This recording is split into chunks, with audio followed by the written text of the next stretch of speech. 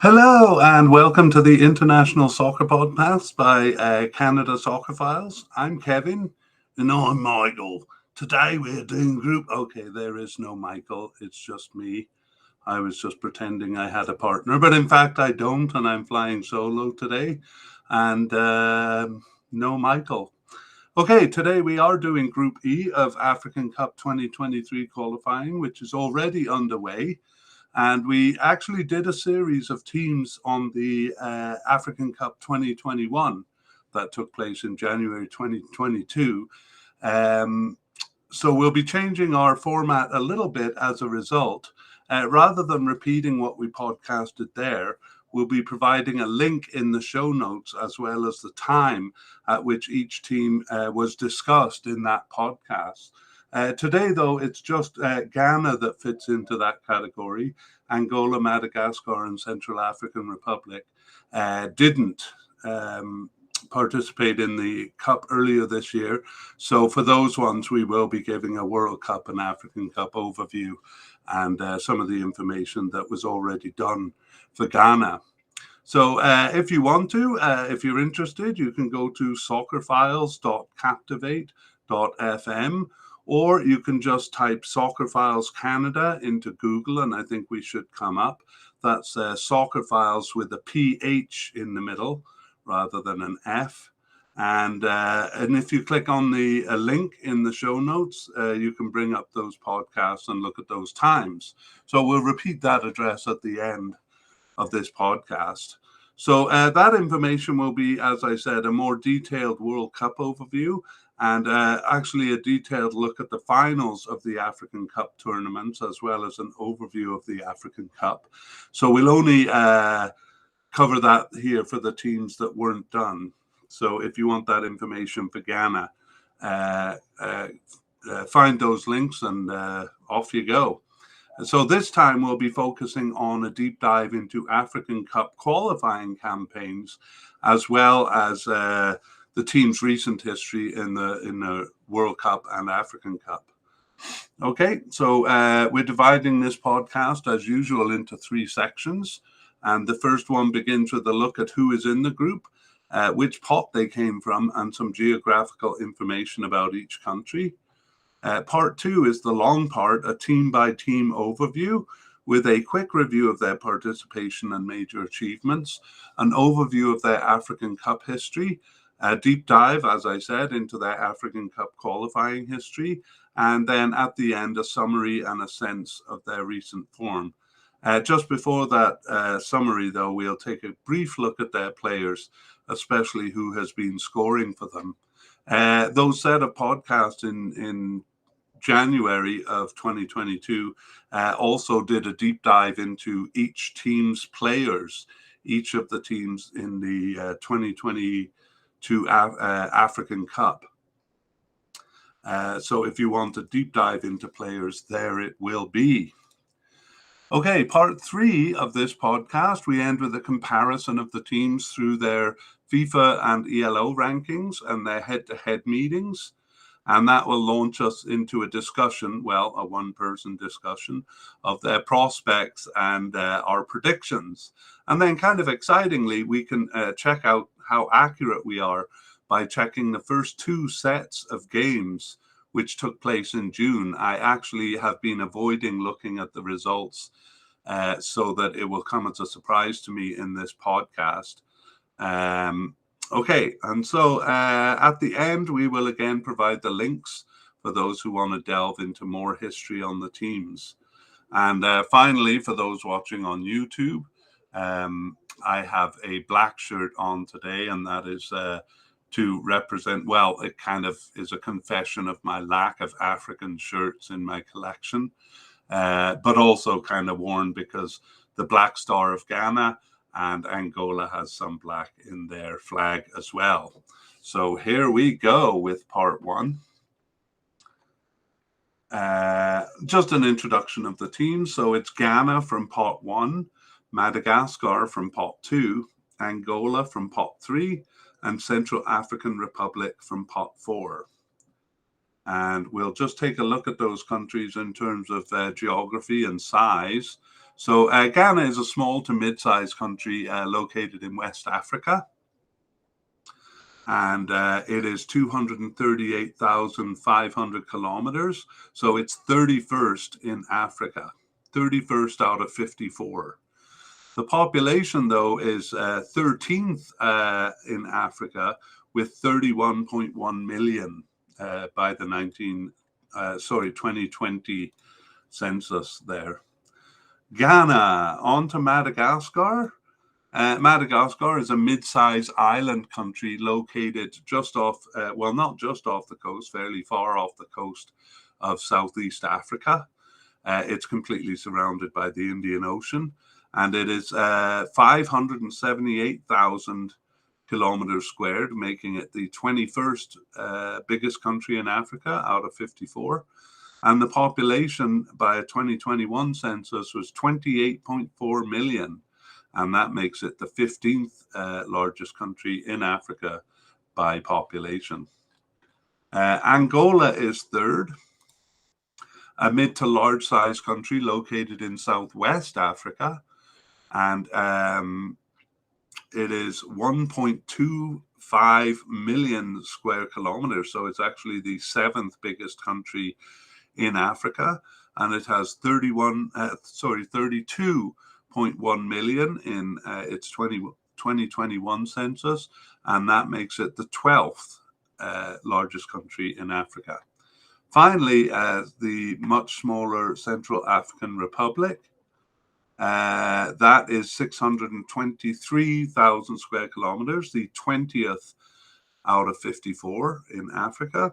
But the population is 4.8 million by the 2020 census, making it the 28th largest country in Africa. So I've been throwing out a lot of numbers there, so I'll just put them in comparison here. So the largest of these countries in terms of size is Angola, and then Madagascar, and Central Africa, and Ghana.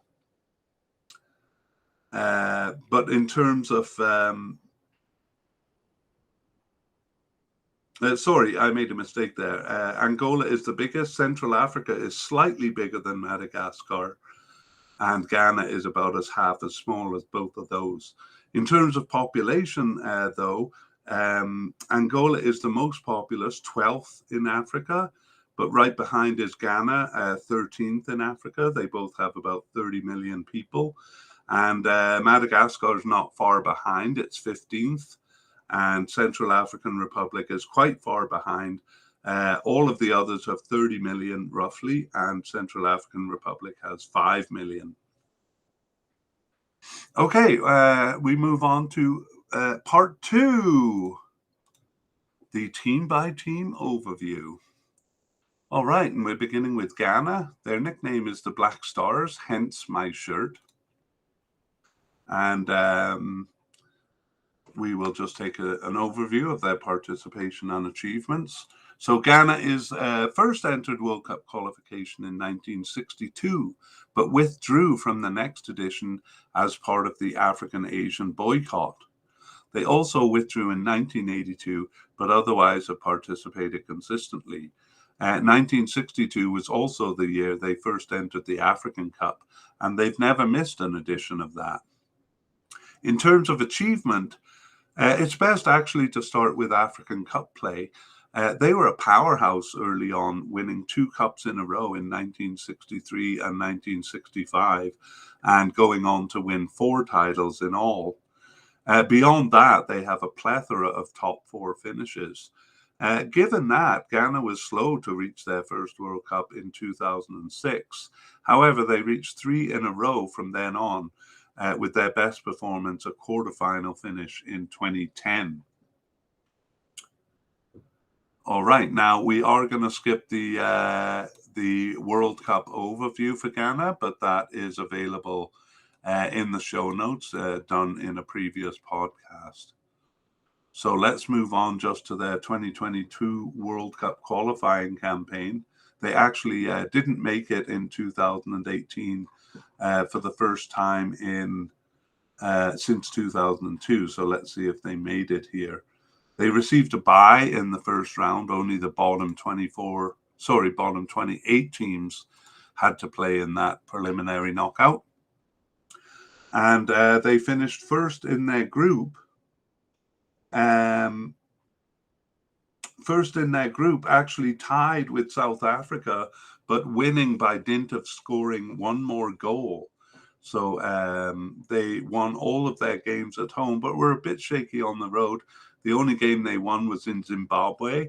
They tied in Ethiopia and lost in South Africa. That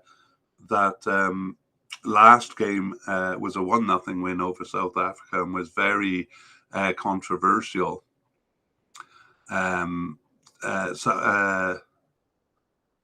Yes, the refereeing of the Senegalese official, at least from South Africa's point of view, I actually saw the decision, and it was a very soft penalty on which the only goal of the game came. But South Africa also claimed that all of the calls were going against them, and they went as far as to call it match fixing. That's not the first time they've kind of appealed games in qualification. But regardless of which side one falls on, it stood, and it allowed Ghana to leapfrog South Africa into first place and qualify for the final round. In that final round, they faced Nigeria, and they tied scoreless in the first leg at home, and they tied away too, Ghana scoring one goal. So even though Nigeria was favored there, Ghana went through to the World Cup on that away goal, on the away goals rule. So Ghana will be in the World Cup in 2022. So we'll be reviewing those when we do our World Cup preview.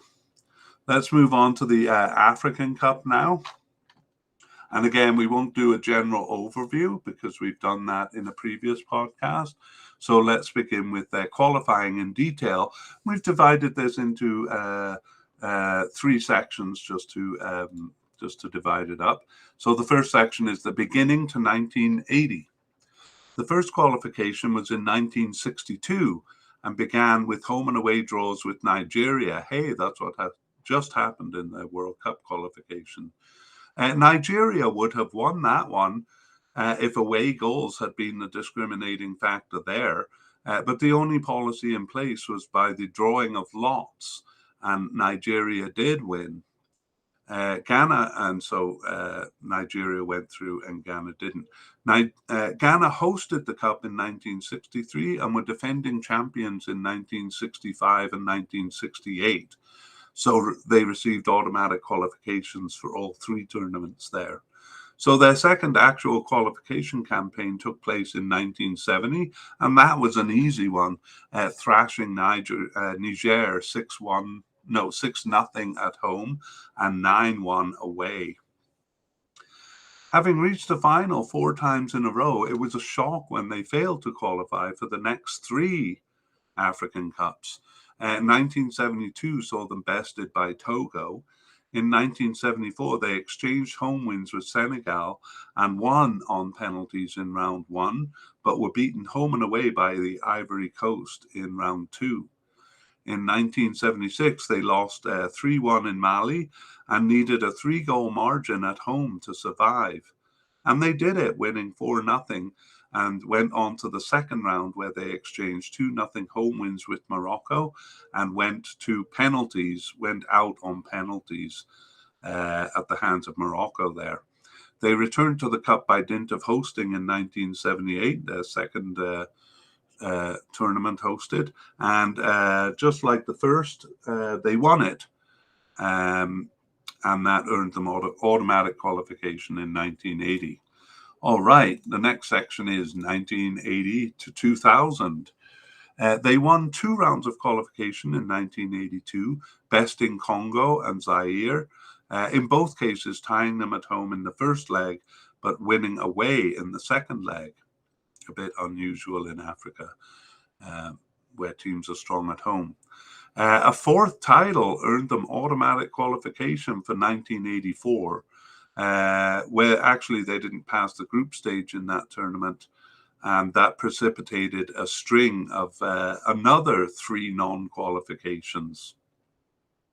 So 1986 saw them bested by Ivory Coast in round 2, and in 1988 they suffered their worst result,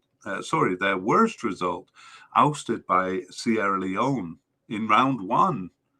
1990 was also round 1, going to penalties with Gabon and losing.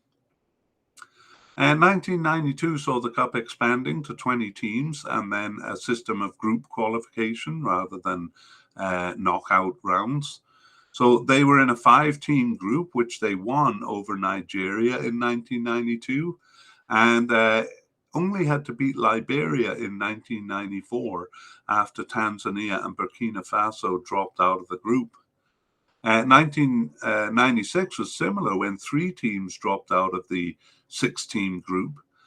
So an easy qualification there. And 1998 was comfortable despite going winless on the road. And the others in that group were Zimbabwe and Angola. But they finished first despite the road record. That takes us through the third section, 2000 to 2017. In 2000, Zimbabwe was slated to host the Cup, but they were deemed unprepared, and Ghana and Nigeria were declared co-hosts. And that made qualification unnecessary, although they had started a good campaign that began with a win in Cameroon. But they pulled out of that qualification because they were hosting. After a comfortable qualification in 2002, they suffered their last non-qualification in 2004, finishing last in a 3-team group behind Rwanda and Uganda. They earned qualification in 2006 and 2010 through successful World Cup qualifying campaigns, and they hosted the 2008 version in between. So their next direct qualification run was in 2012. They suffered only a single draw there, and in a quick knockout qualification that was 2013, they only had to beat Malawi to advance. All teams that participated in the 2012 Cups were perhaps unfairly given a bye to the final round. So, and they had an easy final round with Malawi, so easy passage there. They also received byes to round 3 in 2015. That was based on their ranking. And but the third round there was a group stage, which they won. They went undefeated in 2017 qualifications, and they won the group with 14 points over second place Mozambique, who just had 7 points. Okay, the expanded cup in 2019 made it easy. The top 2 advancing from a group that Sierra Leone had dropped out of. That's FIFA phoning me to see if I will show run the 2026 World Cup. But I'm busy doing a podcast, so they'll just have to wait. In 2021, Ghana and Sudan advanced over South Africa. What am I talking about? I got thrown off there because we were going to take a more careful look at those campaigns. So in 2019, we see in round 1, Sierra Leone dropped out. So they were just facing Ethiopia and Kenya. And even though they lost in Kenya, they fairly easily won the group, which brought them to the African Cup, where they tied Benin and Cameroon in their first 2 games, and then beat Guinea-Bissau in their third. And that was enough to finish first in the group, actually. Not as convincing, though, as it might have been. But they did advance to the round of 16, where they met Tunisia, and unfortunately lost to Tunisia on penalties after a 1-1 draw.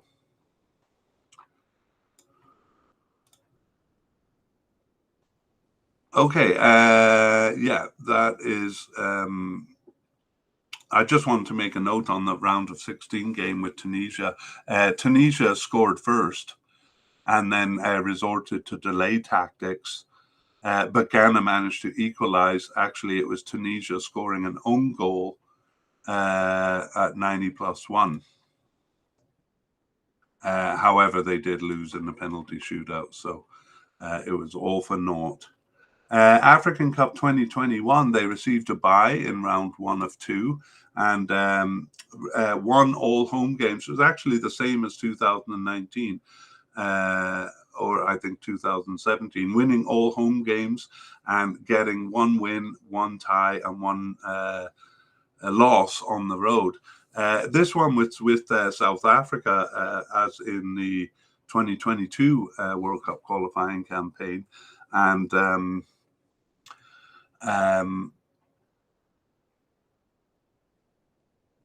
yeah, Sudan got a late goal. That was the only goal of the game in their win over Ghana. So that was Ghana's only loss.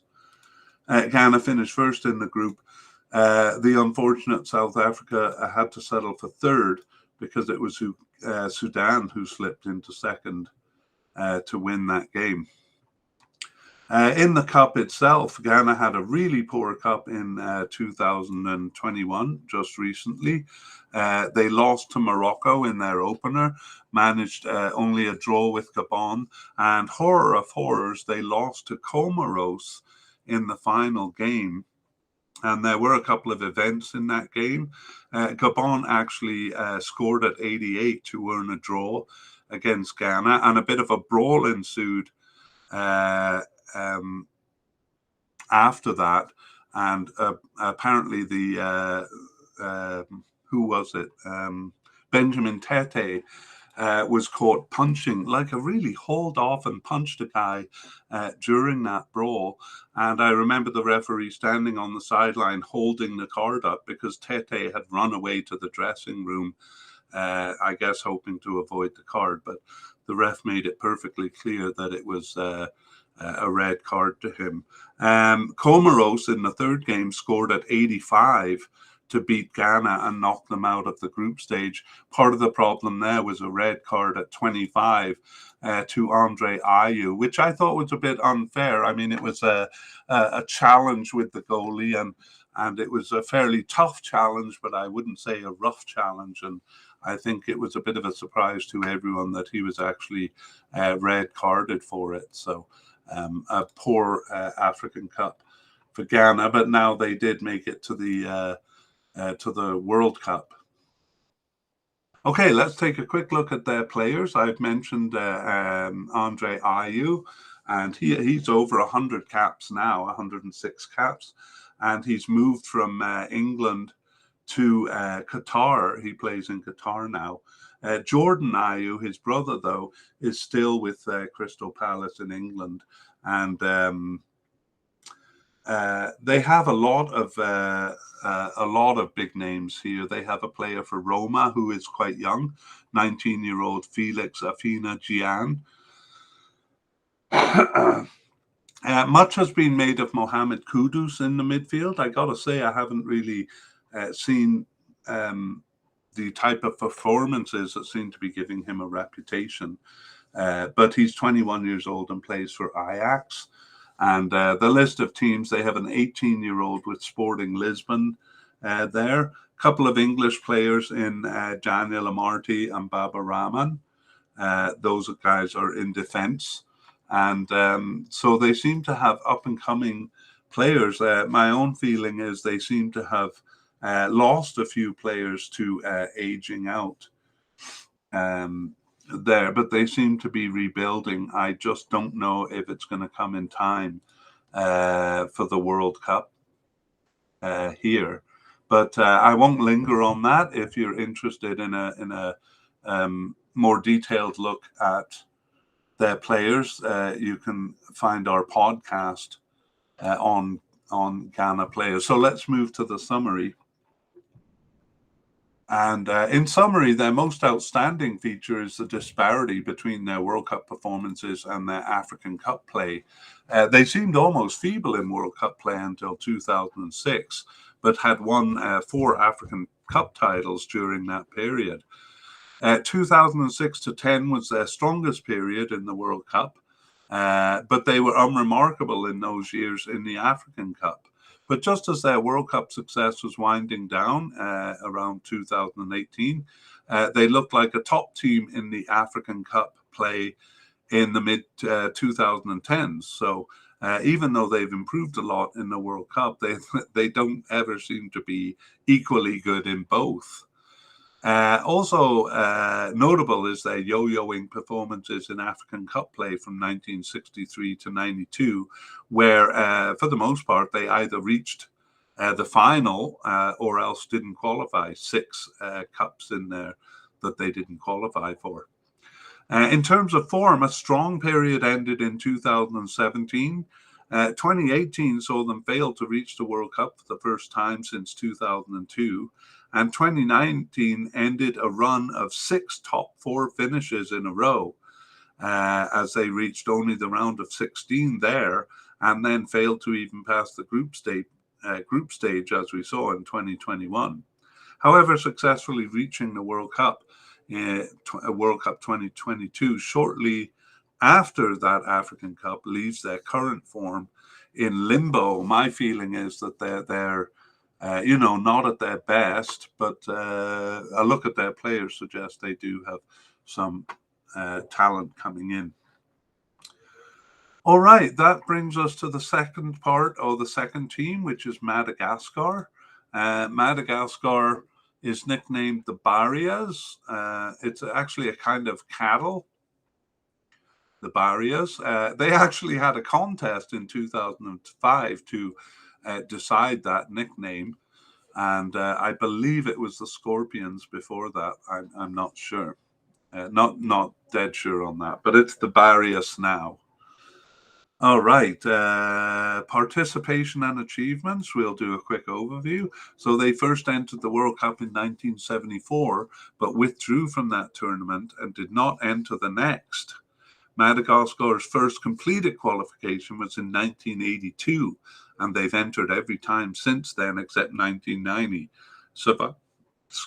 Surviving a brief suspension in 2008. They first entered the African Cup in 1972, but they participated inconsistently, as we'll see, until 2000, missing 6 of 14 cups, including 3 in a row from 1994 to 1998.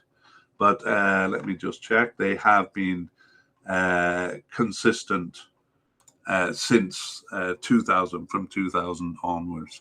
In terms of achievement, they've reached the final round of World Cup qualifying only once in 2002.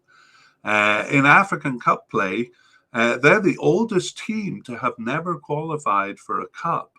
But we'll see if they manage to overcome that in the 2019 or 2021 editions, which we're kind of hiding that news from you so that when you look at it, it'll come as a surprise. Okay, so for Madagascar and all the teams below, we will be doing a World Cup overview because we didn't cover them in 2022. So in World Cup competition, they struggled to pass the preliminary round.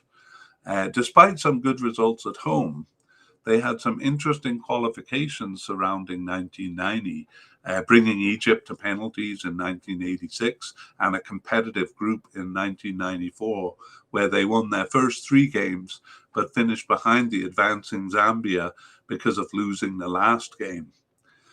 Good results remained at the game level, at least, until a competitive campaign in 2010, I should say, where they went undefeated at home, including a draw with Ivory Coast, but they eventually finished behind Mozambique there. Subsequent campaigns again saw some good results, including a draw with Senegal in 2018. They did reach the second round 2 of 2, which was the main round, round 3 being a playoff among the top teams. All of those results were in early rounds, though, so they can't be said to be competitive campaigns. Only in 2002 did they reach the final round of qualification. So let's take a look at how they did in 2022. They started with 3 losses, a loss at home to Benin, which was kind of damning there. The losses on the road are not such a surprise, but they did lose all three on the road. They did recover in the fourth game by beating Congo DR, Democratic Republic, and they also tied Tanzania in the last game at home, which is not a great result either. So a fairly poor campaign there, and they finished bottom of the group. I forgot to mention that they did receive a bye in round one, so it was only the bottom 28 teams that had to do that round. So they were above 28 there. Okay, just a moment, and I will take a drink. I'm back. Okay, we'll do a brief African Cup overview before going into detail on qualifying. And their long history in the African Cup yields many good individual results, but only three campaigns where they really threatened to reach the Cup. That was in 1984, 1992, and 2002. But we will be covering these in the section below. And since they have no historic trips to the finals to cover, we will move along to their qualification history. So again, divided into three sections here, 1972 to 1990. Their African Cup history begins in 1972, where they won a home leg over Mauritius, only to lose 4-1 in the away leg.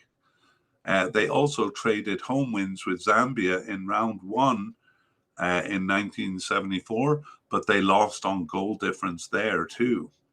In 1976, they withdrew and they didn't enter in 1978. And their return saw a familiar pattern of winning at home, 2-1 over Malawi in the first leg in 1980, but losing by a larger margin on the road.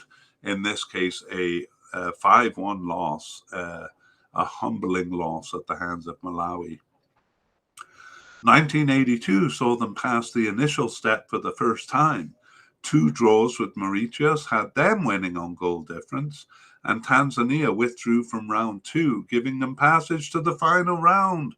But it was not close, as the home win over Cameroon in the second leg, it's not as close as that home win in the second leg makes it seem, because they were thrashed 5-1 in the first leg. So Cameroon maybe coasting a bit there. 1984, though, was legitimately close, and with a win over Uganda in the first round and a narrow loss to Malawi again in the second round. A win there would have seen them through to the finals, so it was a missed opportunity against a surprisingly easy opponent in the third round there. 1986 was the first time they lost both legs of a knockout round, going out to Zimbabwe, but they returned to their usual pattern in 1988, going out to Kenya there despite a home win. The second part is 1990 to 2006. So actually, after withdrawing in 1990, they were competitive in 1992, which, if you'll recall, was the addition that both expanded to 16 teams and started using a group system of qualification. Here, their home form failed them, earning only 2 draws. Had they won those two, their 2 road wins would have combined for a berth in the Cup. But the home draws made it impossible to advance after 5 games, and they didn't even bother to play the last one, which would have probably been an easy win at home over Swaziland. They withdrew from the... what was I describing there? 1992. So they didn't enter in 1994 and withdrew from the 1996 Cup, which was hosted by the reinstated South Africa. They had been banned for many, many years because of their apartheid policy. And I don't know if that was the reason Madagascar withdrew, but because they withdrew, they were disqualified in 1998 That's a policy that CAF no longer does. They don't disqualify teams that withdraw anymore. A middling campaign in 2000 left them a distant third in their group. 2002, though, started quite well, winning a preliminary round over Botswana. They won in Zambia and tied Nigeria at home and tied Namibia away. However, they lost their last 3 games, including to Namibia at home. This established an already existing theme for Madagascar of kind of wasting opportunities, especially towards the end of campaigns. So keep your ears out for that, because it'll happen again. 2004 repeated, winning at home to Egypt and beating Mauritius away, but then losing at home in the final game. Okay, section 3 covers 2006 to 2017. So, their qualifying campaigns in the World Cup were not good enough in 2006 and 2010. World Cup qualifying being the entryway into the African Cups in those years. And 2008 in between saw them losing all games. And after that, in 2012, they only earned a single draw in the campaign. They lost games, I think both games, to Cape Verde in the quickened knockout qualification. That was 2013. And they were knocked out in a preliminary round in 2015. Again, beating Uganda at home, but then losing away. And Uganda, in that case, scored the away goal that got them through on a penalty at 90+4 of the first game. So that gave them the away goal to send them through. 2017 was weak with 3 draws and a last place finish. Alas, they have never qualified for an African Cup. But wait, 2019 is coming, and we'll look at their campaign there in closer details. So, embarrassingly ranked as one of the 6 weakest participants who had to play a preliminary round, they easily beat Sao Tome and Principe there. They mocked their ranking by finishing second in the group stage and qualifying for the Cup, a performance that saw them tying Senegal at home and beating main rivals Equatorial Guinea. However, a home loss to Sudan, who proved otherwise feeble, suggested frailty. They nevertheless finished second in the group stage, but I mentioned keeping an ear out for poor finishes to campaigns. They were undefeated in their first 4 here, but then they lost their last 2, including to Sudan at home. So, nevertheless, on they went to their first African Cup, where in their opening game, they got a respectable 2-2 draw with with Guinea. And then in the second game, beat Burundi. And believe it or not, in their third game, beat Nigeria to take first place in the group ahead of them. A glorious win there. And then they went on to the round of 16, and the thrilling campaign, if you remember, they started as one of the 6 weakest teams in Africa. They faced Congo, Congo DR, where Congo DR scored at 90 to push the games to penalties, so they almost had it. But Congo DR scored late to push it to penalties. However, they won the penalty shootout, and they reached the quarterfinals, but they seemed out of gas by that point as they lost to Tunisia 3-0. So a tremendous campaign there for Madagascar. They really made the 2019 African Cup exciting. Okay, let's go on to 2021 then. Could they follow that up? Well, they started with a win at home to Ethiopia, no surprise there, and did really well with a 6-2 win in Niger. for the second game, so they were in first place after that. No surprise, though, that they lost on the road to Ivory Coast to put them into second place, but they did manage a draw at home in the reverse fixture there. Fifth game they lost in Ethiopia, which again is no big shame. Ethiopia is very strong at home. However, it was a 4-0 loss, and to reach their second African Cup, they only needed to beat Niger at home. If you recall, they had beaten them 6-2 away. However, a major flop there at the end of the campaign because they tied Niger at home. And Ethiopia jumped ahead of, not jumped ahead of them, but Ethiopia took the second place spot, which was an advancing spot. So a real flop at the end, considering that they had won 6-2 away. So they didn't make the 2021 African Cup. Okay, now they have the probably the longest last names in the world, so I'm always a bit intimidated looking at their players. But wow. Carlos Andriama Hitsinoro is one of their big scorers and one of their big players. And he also scored one of their goals in that 2021 African Cup campaign and was fabulous to watch.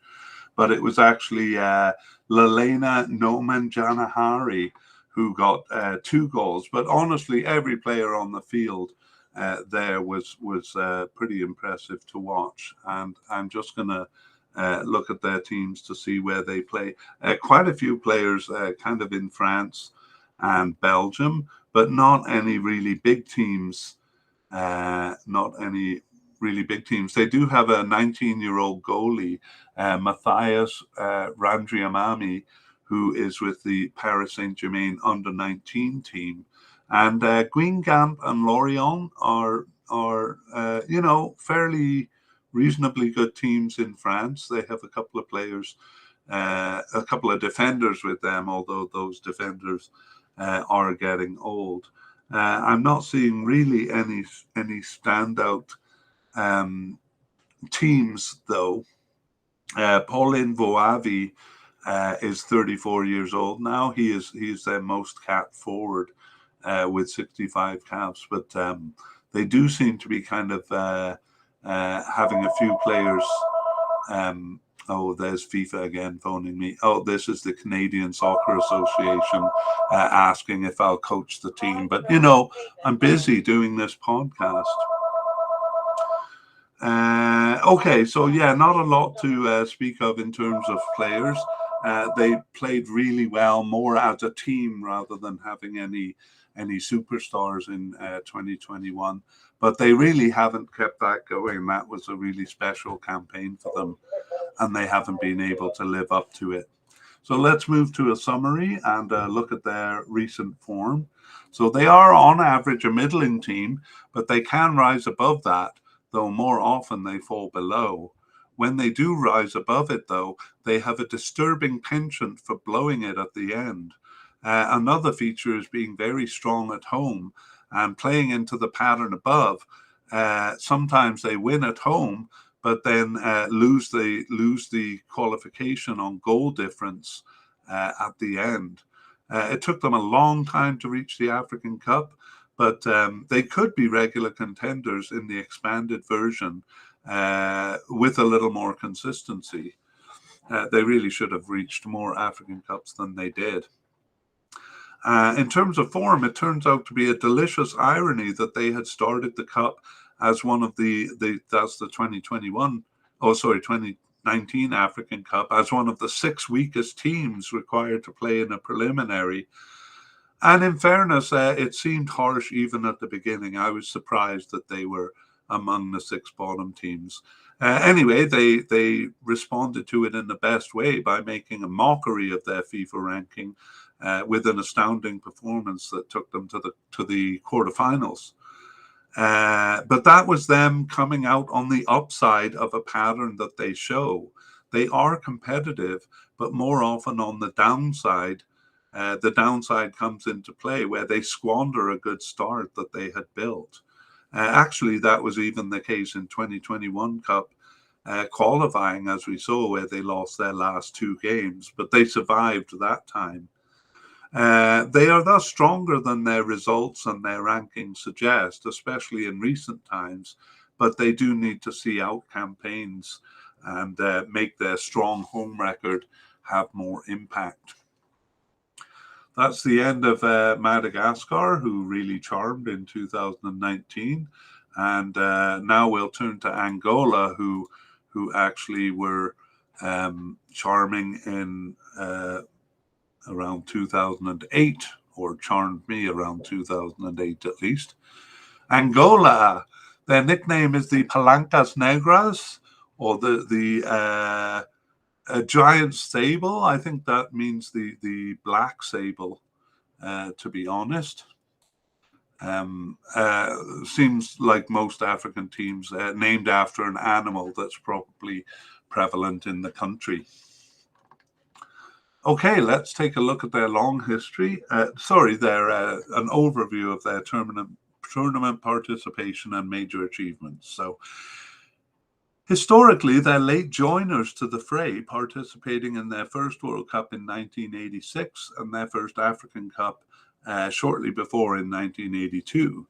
They participated consistently in the World Cups, but they missed two African Cups in 1986 and 1994 by non-entry. In terms of achievement, reaching the 2006 World Cup was their greatest achievement by far, and probably an overachievement. Though it was foreshadowed by reaching the final round of the World Cup qualifying in the two editions previous. They hadn't reached the final round before 1998. That period also saw them reach 5 African Cups in a row, and they've only reached 8 in total. It also saw them pass the group stage twice, the quarterfinals being their best finish. All right, and because we didn't cover them in 2020 in the previous African Cup podcasts, we will give a World Cup overview here. They went out early.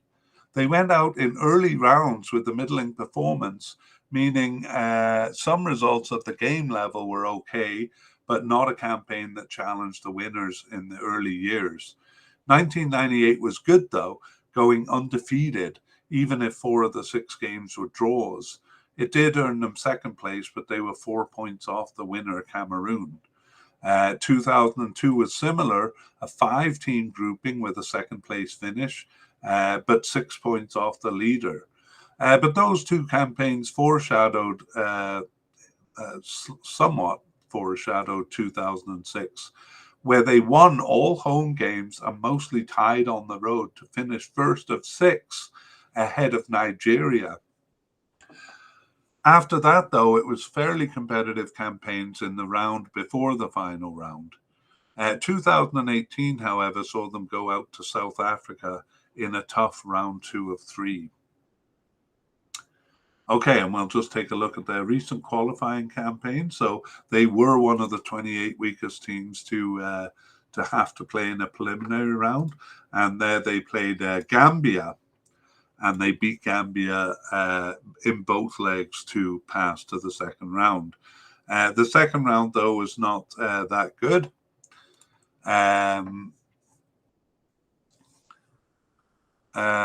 They were reasonably competitive in the main stage, beating Gabon at home and tying Egypt there. And they also earned a tie in the final game with Libya. But these were not enough, and they finished last in the group stage there. Okay, let us take a look at the African Cup. We're going to do an African Cup overview because it wasn't done in 2022 at the beginning of the African Cup. Their two strong periods are more evident and separate in the African Cup. The first was reaching 2 African Cups in a row in 1996 and 1998, although they didn't pass the group stage. That was in stark contrast to their weak results beforehand, where they never reached the final round from 1984 to 1992. The second strong period is basically based on their World Cup play. No, it's both. Their World Cup qualification being the shining star, but 5 African Cup qualifications in a row. And this peaked by reaching the quarterfinals in both 2008 and 2010. 2010 being aided by dint of being host. They were undefeated in the group stage of those cups, but ousted by Egypt and Ghana, respectively, in the following steps. They've fallen off since, reaching only the group stage in 2012 and 2013, and then failing to reach the African Cup in 2015 and 17.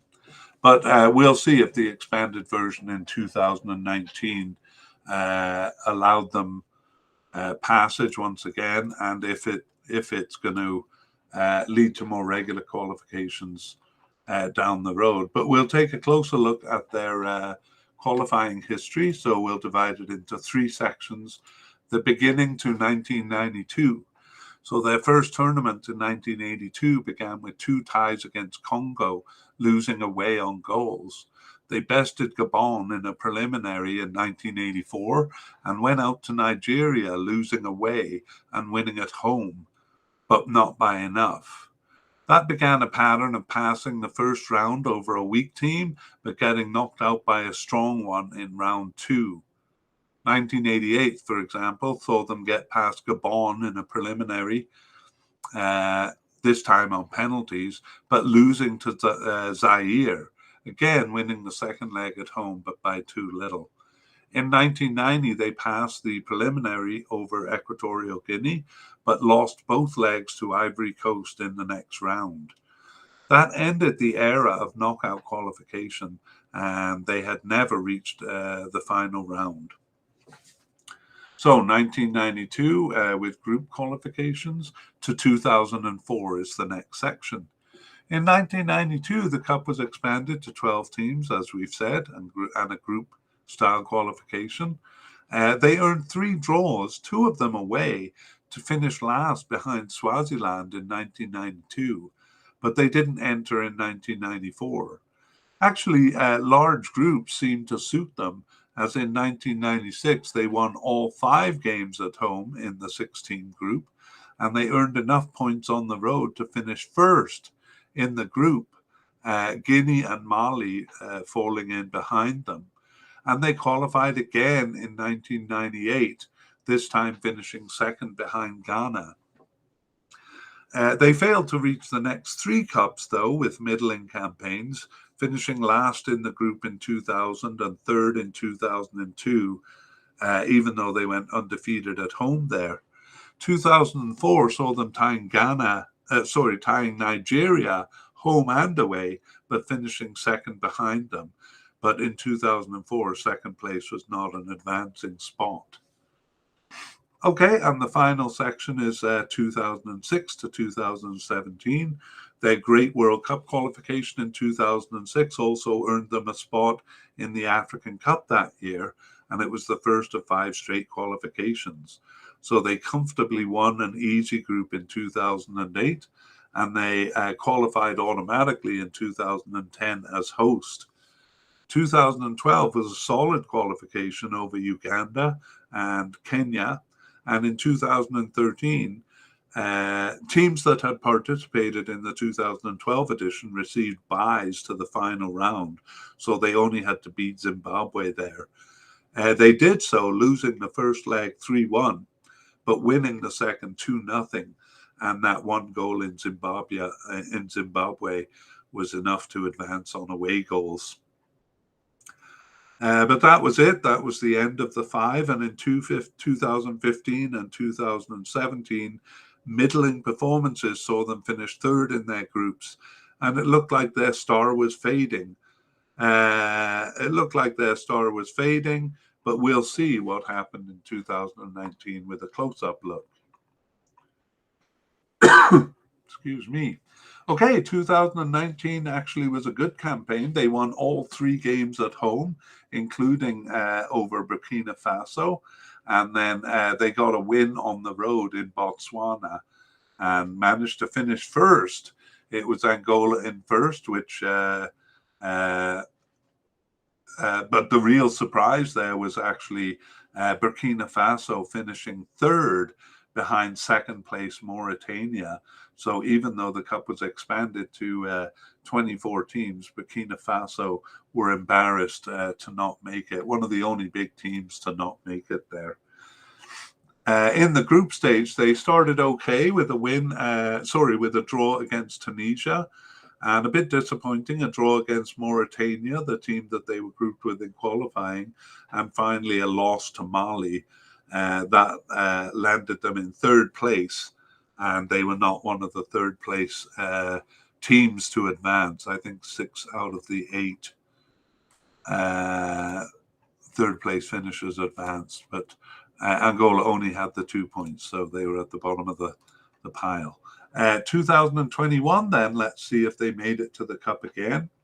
And disappointing campaign though, where they finished last in the qualifying group. They came in as the third seeded teams with a chance of reaching the cup, but they only managed an away draw in Congo DR, who themselves finished third and failed to qualify. And then they won a meaningless last game over Gabon, already out by that point. So it was Gambia who surprised them and surprised all of us by finishing first in the group. And Angola lost home and away to them there. So not good in 2021. But let's see going forward. We'll take a quick look at their players here. And just on the surface, there aren't actually many names that are popping up that much. They have some unusual names. Djalma Campos, that's not one of the unusual names, but probably their most familiar player to me. And they have a player called Show, SHOW, which is always hard to work into a conversation. Most of the players do play in Angola, which has a fairly healthy league. Some players, I believe some of their players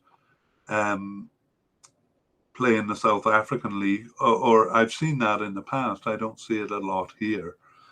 Just one goalkeeper playing in South Africa. But they have a couple of players in Europe. I'm just kind of looking for bigger players with a lot of caps, but they seem to be kind of lesser used players playing. Like even though Jeremy Bella, for example, plays for Birmingham in England, but he's only got 2 caps for the national team and is 28 years old. So they do have a 19-year-old with Sporting Lisbon under 23 team. And yeah, I'm kind of struggling to find a name. For me, Jalmo Campos is the most familiar name, but I'm not seeing him on here, so I wonder if he is aging out here. Anyway, I won't dwell on it. Suffice to say that they don't really have any big names. A few players trying to make it in Europe, a couple of younger players coming up, but no really outstanding players. They did have an outstanding player who played for Manchester United, and all this time I've been trying to remember what his name is, and it is Manucho. He'd be too old now. He's almost 40 years old, but he played for he was signed for Manchester United during Angola's strong period in 2008. So probably their most famous player there. Although beyond 2008, he didn't actually have that much impact. All right, let's move on to a summary and look at their form. So they enjoyed two good periods in the mid-90s and a longer one in the mid-2000s, and were mostly a middling team after that. Even when they were weak and knocked out in early rounds, they still usually took points at home. Arguably, their weakest period after the first period of African Cups is actually right now, although the 2019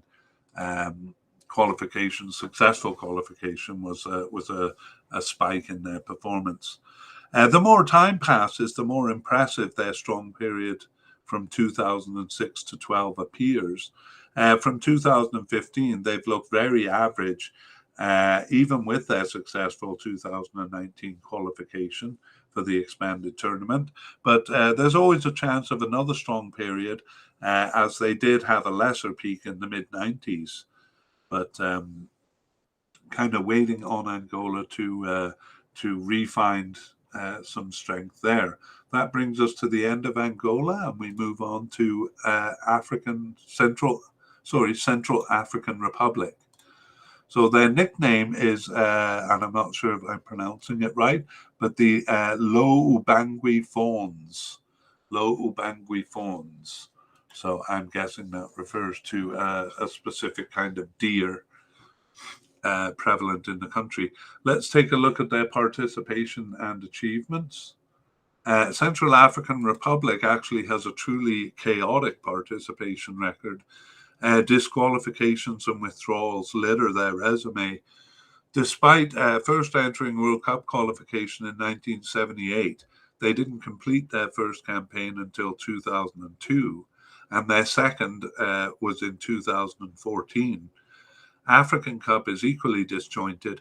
They were disqualified from their first entry in 1974 and completed their first campaign only in 1988. They didn't complete their second until 2002, and it was 2012 that was their third. They have, though, participated consistently in both competitions since 2012. In terms of success, well, they've made no impact on the World Cup with only weak campaigns there and a couple of good results at the game level. In the African Cup, they've been a little bit better, but they've never reached the Cup, and we'll take a look at their qualifying history.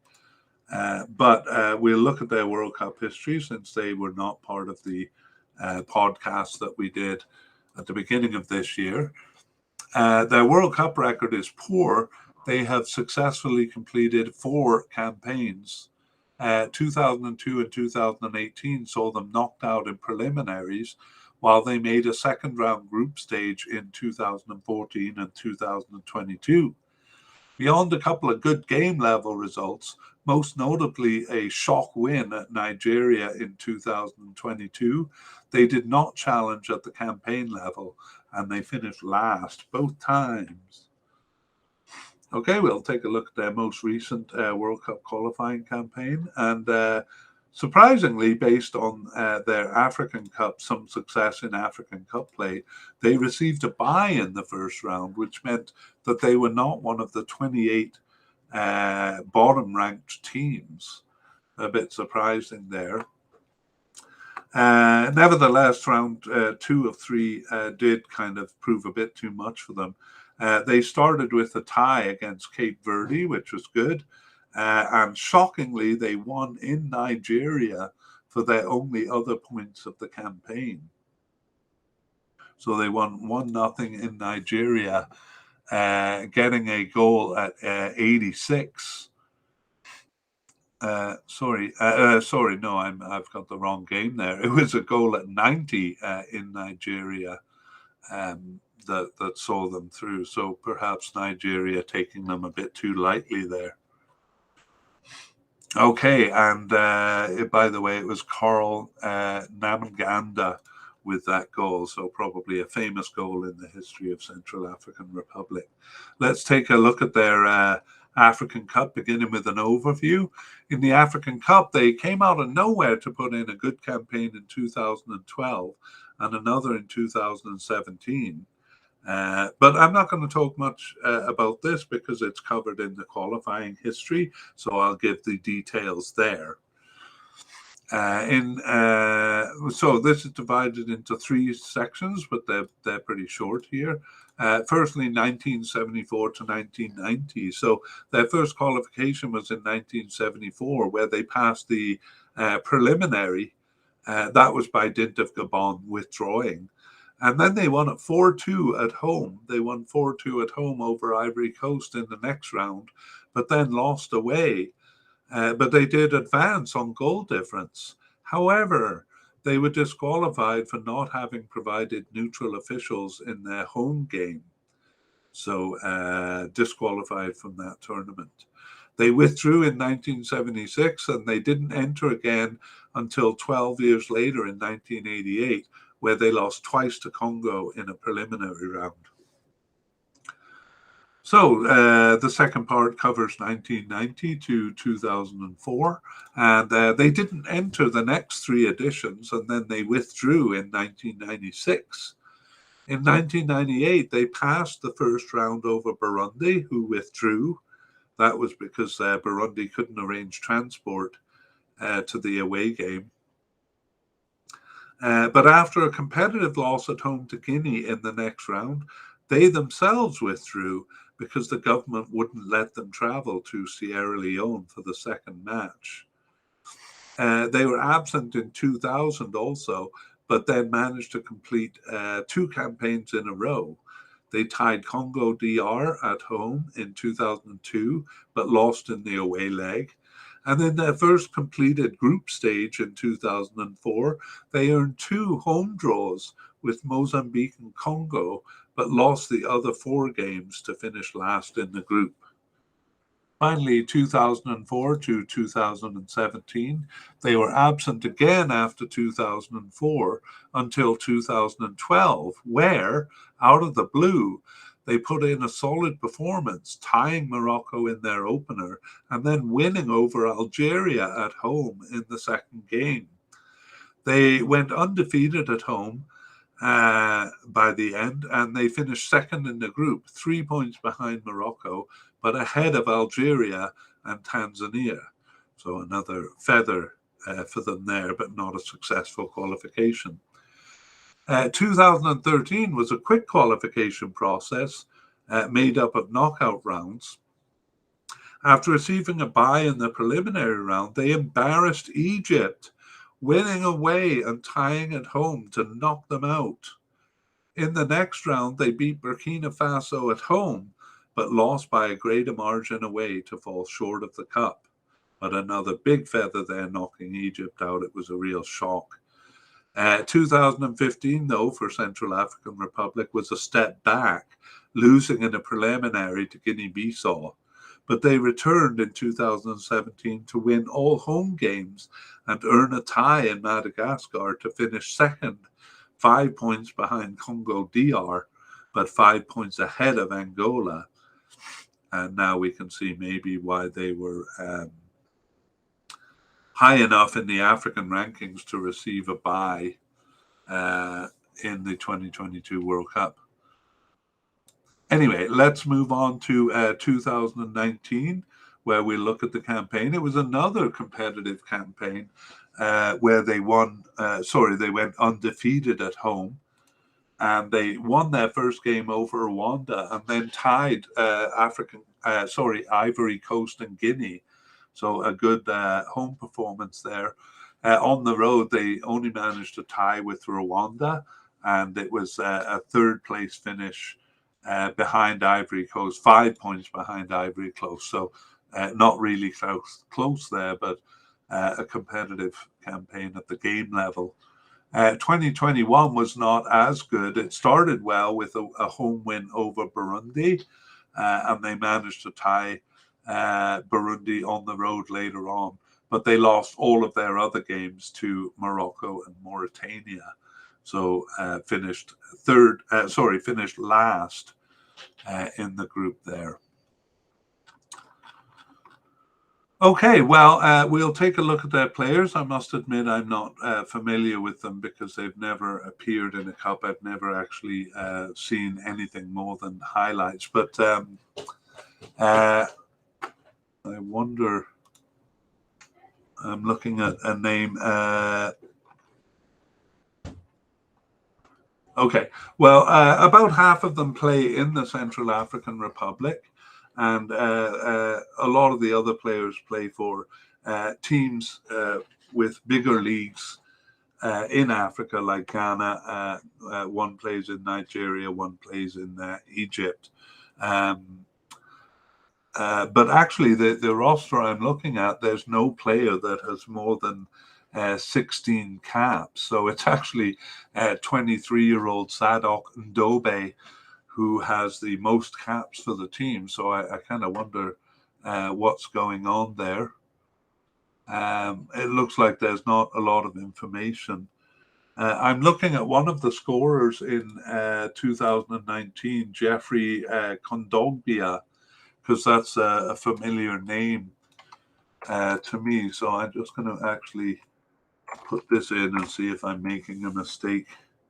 Yeah, he plays for Atletico Madrid, um, and he's played for Valencia and Inter Milan before. So he is by far their biggest name.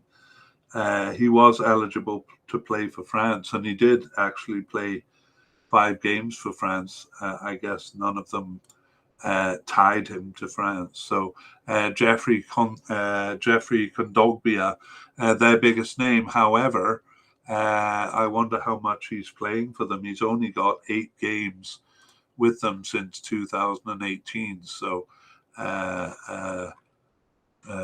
bit of a mystery there. Anyway, that is our quick look at the players, and we'll finish up with a summary and an overview of their recent performance. So their sudden improvement in African Cup play in 2012 and 2013 seemed to flash in the pan for Central African Republic, especially after they lost in a preliminary to Guinea-Bissau, who were a very weak team until they rose up in more recent years. But another good campaign in 2017 and a reasonably good one in 2019 gives lie to them being a flash in the pan, and maybe they're a bit more than that. However, weak campaigns in 2021 and 2022, though not feeble, they do make it seem like a good period that may be over. So we'll have to see going forward. Throughout that period, they never brought that good African Cup form to World Cup play. Weaker campaigns recently may consign them back to the preliminary pile, having earned a few buys past those rounds due to their good African Cup form.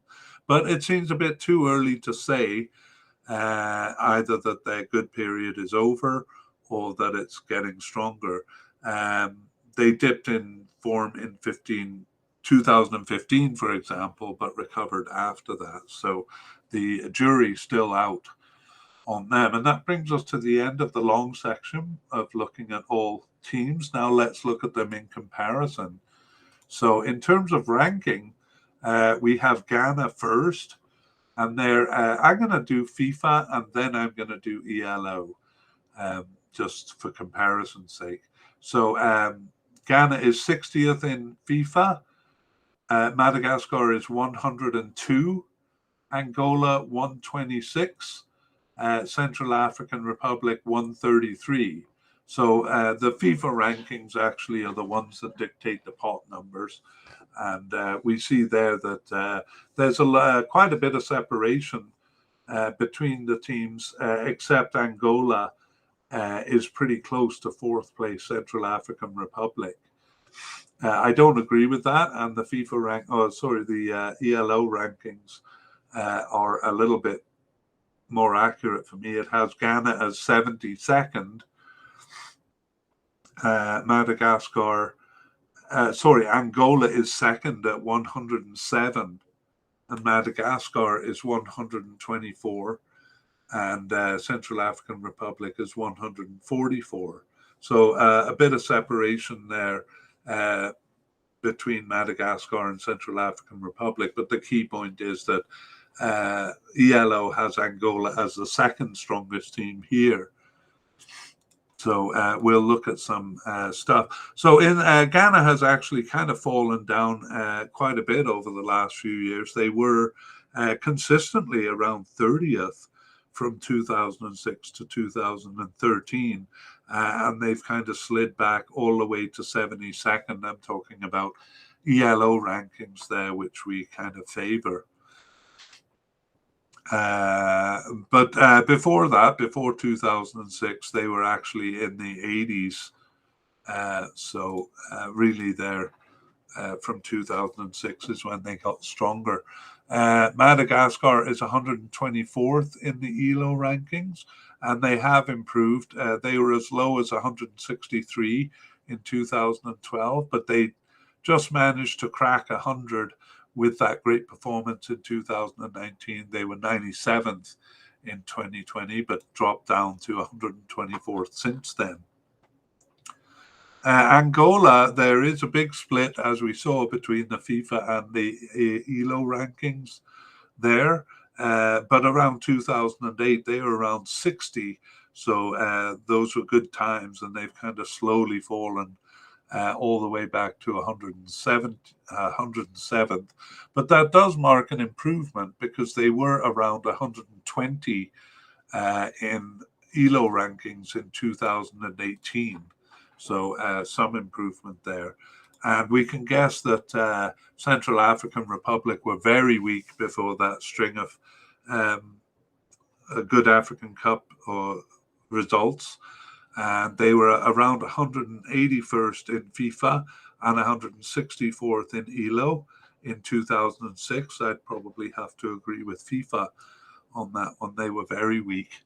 But they did rise up to around 130 or 120 even by 2019, but have since fallen back to 145 in ELO rankings. Okay, let's look at the head-to-head for these groups. First, Ghana versus Madagascar. They have actually never met in major competition. So we move on to Ghana versus Angola. And they've only played 3 times. And Ghana won twice and Angola won once. But their most recent meeting in 2010, that was the African Cup quarterfinal. It was in Angola, took place in Angola, but Ghana knocked them out in the quarterfinals.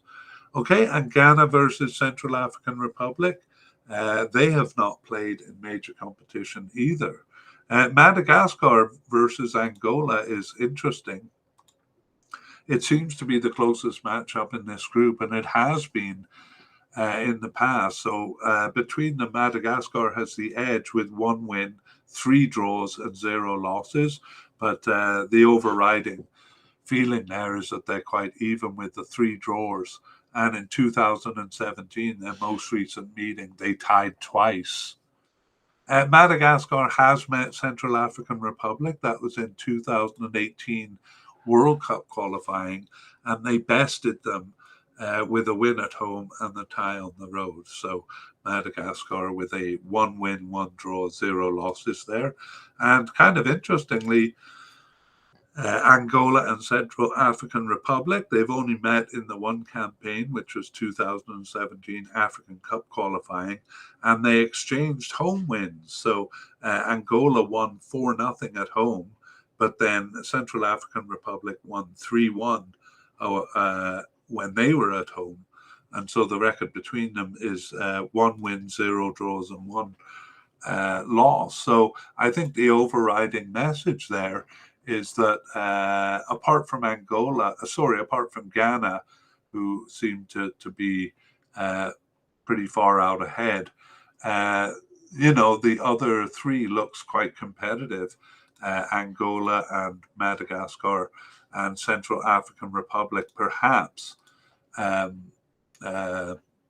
getting some points. So let's talk about it a little bit in terms of what we think are the relative strengths here.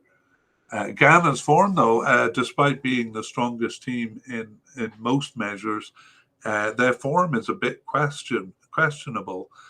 It follows a general weakening, honestly, to the point of being a pot 2 team going into the 2021 African Cup finals. They were in pot 2, and then of course they proved it by not passing the group stage.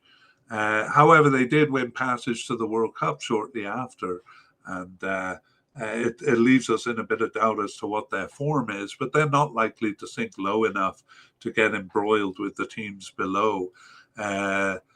It's especially so because Madagascar is a fairly weak second seed team, I would say. And we saw that ELO actually sees Angola as probably the second seed team. Either way, it seems a pretty contentious battle between those two for second.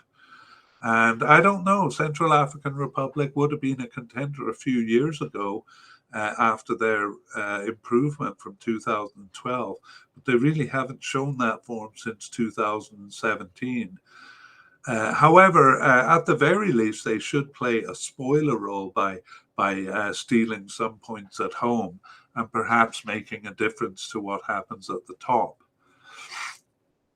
So all in all, no matter how many points Ghana drops, it surely couldn't be enough to see them fall out of the top two. And honestly, while ELO is usually more accurate than FIFA, Angola do seem kind of weak recently in recent campaigns. So I generally find that FIFA rankings are more short-term and Angola are more long-term, and I generally prefer the ELO rankings for that. But if we're looking at recent form, I don't think Angola necessarily holds an advantage. Madagascar do have to watch out for cratering campaigns towards the end here. They actually start with 2 home games, or they start with an away game and then have 2 home games, so they'll probably get off to a good start. It's all set up here for their penchant to kind of crash and burn at the end. So I'm a bit worried about that, but I wouldn't be surprised to see them get off to a good start. At their best, Central African Republic has gone undefeated at home. So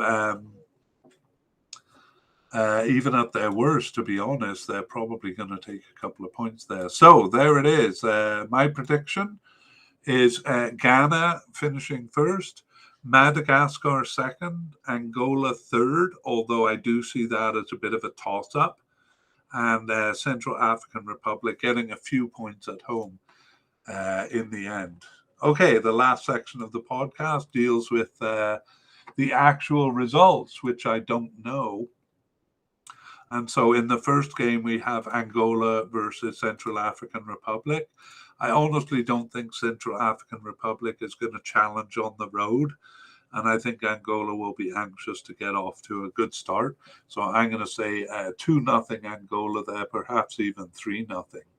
And the result is 2-1. So less convincing than they probably wanted, but they got the result they needed.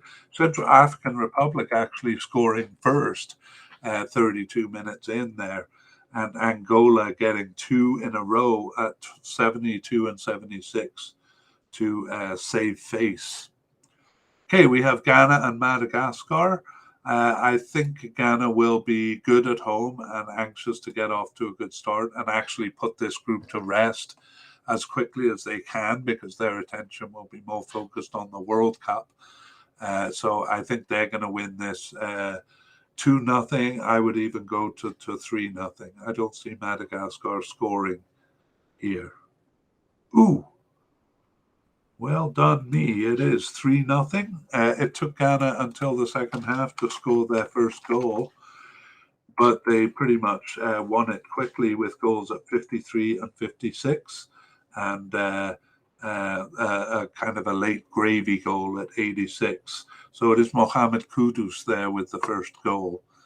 Okay, so we have Ghana in first place as expected after the first round. And now the second set of games sees Central African Republic playing Ghana at home. Well, I got to say, it would not be a shock for Ghana to drop points here. That's the way it is in Africa. But you have to kind of favor Ghana even away, and I'm going to say it'll be 2-1 for Ghana. There, let's see. Yeah, 1-1. Mohamed Kudu scoring Ghana's goal there, so maybe I didn't give him enough credit earlier in the podcast, but a good result for Central African Republic, who Ghana scored at 17 and Central African Republic tied at 41. There was no scoring in the second half, but again, a lot of people who aren't in the know might consider that a bit shocking, but in Africa, really it's not. Okay, and Madagascar versus Angola. Well, this is a crucial game because I see these two as pretty even. Oh, sorry, I've been meaning to write the scores into the visual that we have for our YouTube listeners, and I have been typing them into the wrong document, I confess. Okay, Madagascar and Angola. This really could go either way. At home, I'd have to give Madagascar the nod, and I did put them as second place finishers in the group, thinking that their form was slightly better. Certainly, I wouldn't be surprised to see Angola win. And a draw, I'm almost tempted to choose, but I'm going to choose 2-1 Madagascar there. Let's see what happened. And it is 1-1. So actually, that probably is beneficial to Angola, kind of gives them a leg up in that. And so maybe they're going to be the ones to finish second. So in that case, Madagascar scored at 36, and Gelson, a familiar name actually to me, got the equalizer at 43, and just like the other game, no scoring in the second half. So we have in the standings Ghana and Angola with 4 points. Good for Angola there. Central African Republic, by dint of goal difference, are in third, and Madagascar off to a poor start in fourth. I said actually Madagascar would get off to a good start, so now they're gonna need a good finish, which typically they don't do. So after looking at those rounds, I would probably alter my prediction to have Ghana, Angola, Madagascar, and Central African Republic. Maybe Central African Republic even challenging for third place. All right, well, that brings us to the end of the podcast. And once again, I'm going to say that all the teams we've covered in the 2022 African Cup last January, there are podcasts on the teams. And in the show notes, you'll actually find both the link to that podcast and when the team is talked about.